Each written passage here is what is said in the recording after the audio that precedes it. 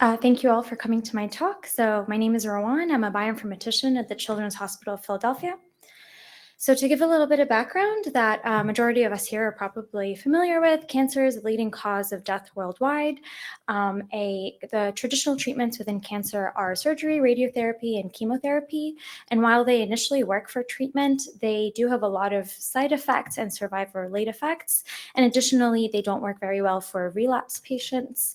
This is where immunotherapy has really emerged to be the fourth pillar of cancer treatment. Immunotherapy engages the immune system to fight diseases. There are a lot of different categories of immunotherapies.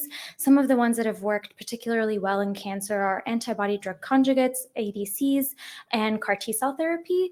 While these immunotherapies have different mechanisms of action, one thing that they have in common is their need for a surface protein that they use to identify the cancer cell, attack, and kill it, as shown in these graphics. And so while these therapies have worked pretty well for some cancers, and however, the challenge in developing them is in identifying those target proteins. And this is specifically a challenge for solid tumors. And while there has been a lot of research in trying to identify these cancer proteins or these specific proteins, there has not a need that we identified is there's no streamlined way for identification. And so this is where we came up with our computational tool, Immunotar. We thought a lot about, when developing Immunotar, what makes a good immunotherapeutic target, and came up with some criteria. The first set of criteria is for our target to be a surface protein and have a large extracellular region. And to address these criteria, we included data from the compartment, surface, and UniProt databases. The next set of criteria is for our target to have high expression in cancer and homogeneity across the tumor. And for that, we relied on the cancer expression data, specifically, which could either be RNA or proteomics, and this would be user input into our tool. The next set of criteria is low to no expression in normal tissue, and this is a very important criteria to prevent cytotoxicity of the therapy. And for that, we relied on some transcriptomic public data sets, such as GTEx, which mainly has adult patient samples. And then to also include some pediatric samples, we relied on EvoDevo, which is another transcriptomic database. And then finally, to account for the discrepancy between what we see in RNA and proteomics, we included data, healthy tissue proteomics data from a publication that we identified. The next set of criteria is for our target to have biological relevance to the cancer. So we wanted it ideally to be a cancer dependency and also related to cancer-specific pathways.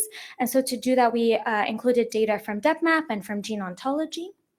And then our final criteria is to leverage the drugs that are already out there and see if the target has already developed therapies or immunotherapies. And so for that, we included data from drug databases, such as the therapeutic target database, the antibody drug conjugate database, and again, due to our pediatric interest, we included data from the relevant pediatric molecular target list, which are therapies specifically developed for pediatric cancer. The way Immunotar works is it extracts quantitative features from each of these databases, starting with the user input, which is the cancer expression data set. And then it also extracts quantitative features from each of the databases. The goal is to use those quantitative features to generate a final score for each gene or protein in the cancer expression data set. And that score will be representative of how suitable that target is as an immunotherapeutic target. The way that calculation starts within Immunotar is it forms this data matrix that is genes on the rows and features on the columns. Immunotar then applies some scaling options, and this is to normalize the feature values that we have, and also to handle sparse data. It has some missing value handling options. So then the data matrix now becomes the feature values that have been rescaled and NA handled. To prioritize different features, Immunotar also introduces feature weights to each of the features. And then finally, the gene score or the protein score would be the weighted sum of the feature values. To start our Immunotar analysis, we set some starting point default analysis parameters for each of these options.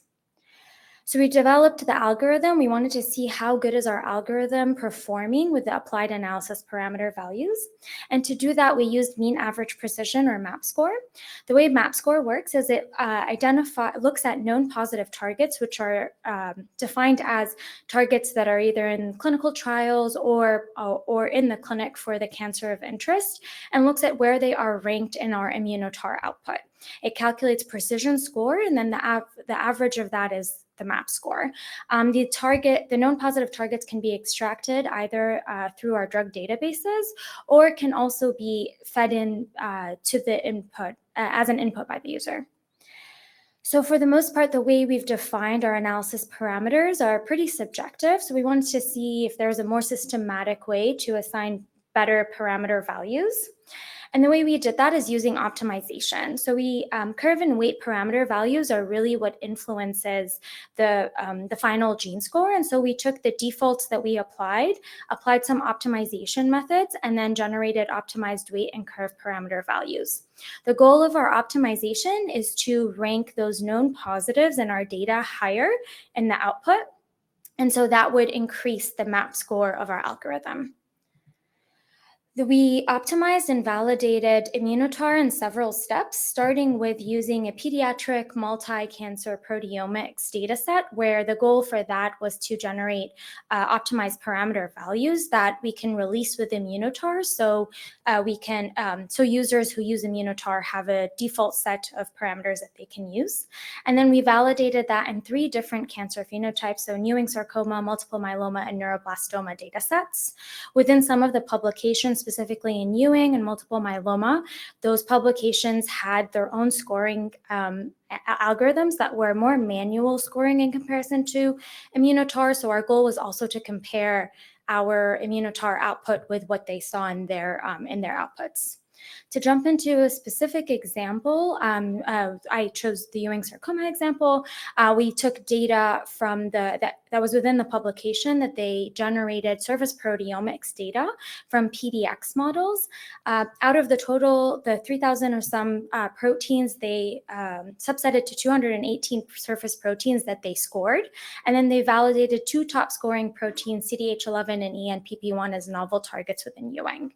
We took the full proteomics data set and fed it into immunotar, and using our optimized parameter values that we generated from the multi-cancer data set, we ran the analysis. And what you see in this plot over here is CDH11 and ENPP1 scored pretty highly within immunotar, which validated our methodology. And then the other labeled proteins are other proteins in the paper that were identified as other potential targets, or targets that are already within Ewing sarcoma. So immunotar also did well in scoring them.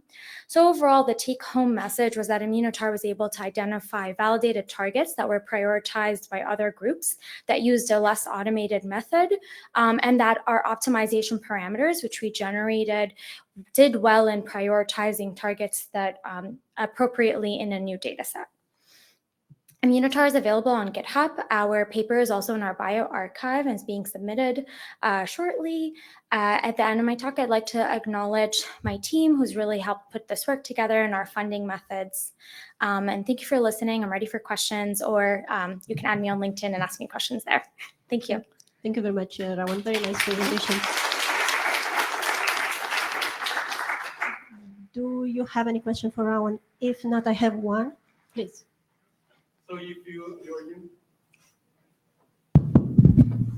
So if your input is from the clinical trial data and for patients, how do you account for the patient heterogeneity? Good question. So right now, our input is mainly from RNA or proteomics data sets. So it's not really clinical information. For right now, the way heterogeneity is looked at is within the sample. But eventually, we're hoping that future iterations of immunotar, we can include some single cell, which would really account for heterogeneity in the tumor. Thank you. And I have a quick question. So basically, this is when you have access to the data, right? But for example, in a federated environment where kind of like the users, the research would not have access to local access to the data? Can they use it in the distance, in a sense? How, what I'm saying is feasible now to be integrated and used in a federated environment ecosystem? Yes, if I understand your answer or your question correctly, so you're saying if we don't have data and we just want to run immunotar like on genes, you can technically feed it like a gene list, and it'll give you all the qualities from all the databases that it extracts quantitative features from. But did I answer your question? Yes, partially. So basically, I was saying that can you use this one to run it in a distance? So basically, the data to be located in another part of not necessarily local, and basically stays in a hospital, and then we run this from a computational node somewhere else?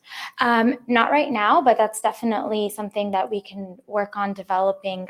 For right now, where you would have to download the library on R, and then if your HPC has R or a way to run R, you can. But as of right now, no, there isn't. You'd have to be able to feed it the data more directly. Thank you very much. Yep, thank you. We move